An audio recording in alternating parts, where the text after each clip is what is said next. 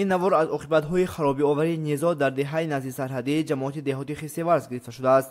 ба нақли шоҳидони ҳодиса, субҳи санаи 16 сентябр ҷониби Қирғизистон якбора бо аслиҳаҳои вазини ҷангӣ ба сӯи аҳолии осоиштаи ин ҷамоат тир кушод, ки дар натиҷа якчанд хонаҳои истиқомативу марказҳои хизматрасонӣ зарар дида, сокинон ҷароҳат бардоштанд.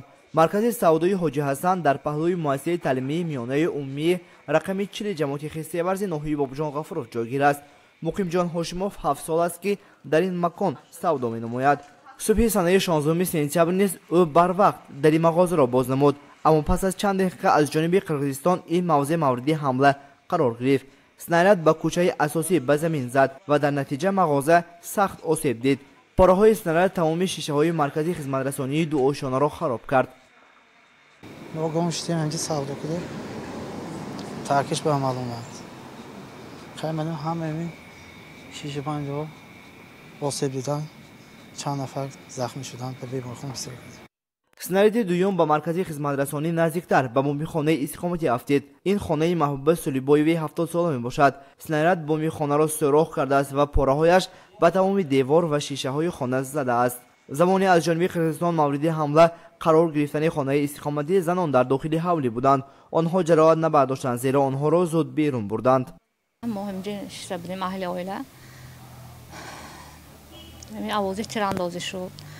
ҳама тарсида аз ҷо хеста будем, ки аз берун якбора як ҳамсоямон дар омада омаданд, ки ҳама ҷо хун рехта истодааст. кун духтарчам аз вай дида тарсид.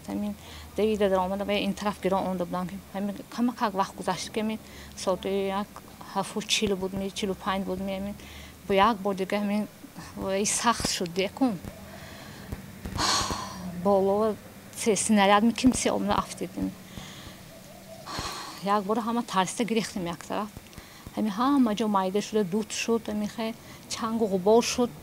ҳамин вақт аз кӯча мардакон омада, маниҳо омада, ҳама мои барошта гирон буромдан берим ба ҳама самин буромда, самин ҷои бехавфа гирон рафтан моя. аслан ин ду мавзеъ наздик ба муассисаи таълимӣ мебошад. сокинони маҳаллӣ нақл мекунанд, ки ҳадафи Қирғизистон ин мактаб буд, аммо пораҳои снаряд ба бинои навбунёди муассиса расидаасту танҳо ба шишаҳои як тирезаи мактаб зарар расонидааст. ҳангоми мавриди ҳамла қарор гирифтани муассисаи таълимӣ, посбон ва ҳайати роҳбарикунандаи мактаб буданду халос. снаряди сеюм ба боғи муассисаи таълимӣ задааст. ин паҳноӣ аз зарбаи задаи снаряд мебошад. ҷониби Қирғизистон бо фикрҳои ғаразноки худ, махсусан бо асилҳаҳои ҷангии вазнин, сӯи сокинони осоишта мактабу Кӯдакистон тир холӣ намуданд, ки ҷинояти ҷангӣ аст. дар вақти мактаб ягон бача набуд. راهبر ما همینجا بودن، من همینجا بودم. راهبر که همه ما پیش مکتب ایستاده بودیم. همین چیز اومده، یک خبرم پیش نازنین مگزین به غال دیدو. بعد همین ضربه اسکوکی همین به اوینی مکتب شد. دیومینش همینجا افتاد. دیگه میدان افتاد. ما اصلا بعد اومده دیدیم که همینجا همین که بکار همین چیز همین طرف قرقیزستان اومده همینجا غال دید. وقتی اومده غال دید، بعد از بعد ما اومده دیدیم که همین چیز جو ضربه خودگی چیزی بود که وای همین اسکوکه ما ندیدیم، همین نیافتیم، همین چخوری بود، همین چیزه ما نیافتیم، اونده دیدیم که نیست. ҷониби Қирғизистон созишномаҳои дутарафаро вайрон намуда сӯи деҳаҳои ҳаммарз оташ кушоданд ва бо сариқи васоити ахбори омма ва шабакаҳои интернетӣ Тоҷикистонро муттаҳам намуда истоданд, ки асоси воқеӣ надорад. ба хонаи Маҳмудовҳо ду снаряд пайи ҳам зарба задааст. хонаи истиқоматӣ аз пораҳои снаряд хело зарар дидааст. замони зарба задани снаряд дар ин хона танҳо мардон қарор доштанд ва онҳо низ дар берун буданд. ҳамсоҳбати мо нақл кард, ки ин снарядҳо бо аслиҳаҳои вазнин бо тири фугаси анҷом дода шудааст, ки аз ҷониби қирғиз махсусан барои аҳолӣ истифода шудааст. ин снаряд хавфнок буда пораҳои зиёди зараррасон дорад ва бар асари зарба задан метавонад зиёд талофот оварад. Они специально это использовали. Фугасное это нельзя сейчас использовать. Ну, потому что это больше жертва будет.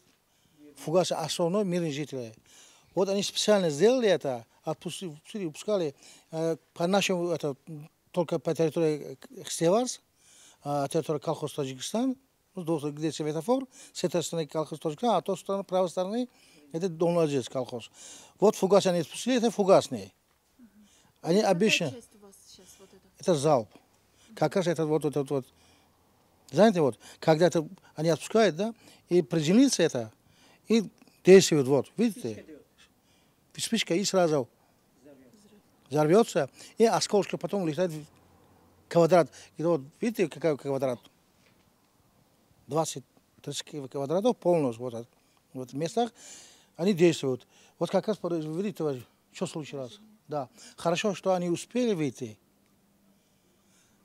Раньше, 10-15 минут назад, сосед упал, они как раз эвакуировали. И вот по нашей территории, это Махале Кинтерик,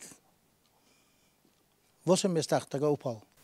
منم دیوالو همش وای من خون دادم تیریزه ها آینه ها یکان جای سر نیست من فنی را غلطی دیگه تا حتی بیرونی خانه خلدینی کو و حوض دیگه اریستان من دوشه وای همه چیز وایش دیگه آسیب دیده چیش دیگه دورنی خانه ویم دیوالو وز دیگه تا حتی عجیبم گذاشته می امجامی تخت دیگه ما همون ویش در ماندن تو سخت ماندست من فرمی بچه ها و وشیلکانده بود و ها توشک شده است همش.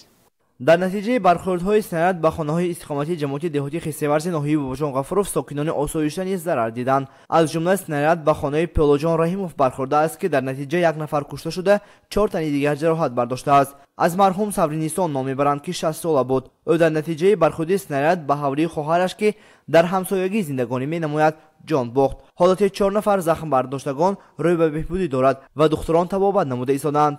همه زنک‌ها بام شده آوازی و کفاندن شدن بعد ترسیده همشون ترده شده محله اونجا چون میکنیم چیزی که چیزی شده سوخته همه خاطر ترده زدگی خیلی درام دیانسانه خانم میدارم که همینجا ها بالی کات به سیکاس اونجانده یک دم من خاله خاندانی مایه خواهرشان مادر کلان خواهرشان ساورینیسا خالمون که همه آینده 60 سالش نشون در کار بود همینجا درآمده ها بچه گفته قبض دوستگینده همینجا میکفات من همینجا اونده کفیده نشچه به علاوه همین اسکولشون یک توپالانگی سفید میپرودو همه جا توپالانگی سفید میشد همه بیخبر که چیزی گپ شد چوکا همین ما ویانده خاله همینجا میغالتنو اسکولشون رنینی که خون همه جا خون میشد اونجا من یک تا ماشین همچون سپار شده محافظت کردگی ماشین بعد من استما مادر کلان حاضر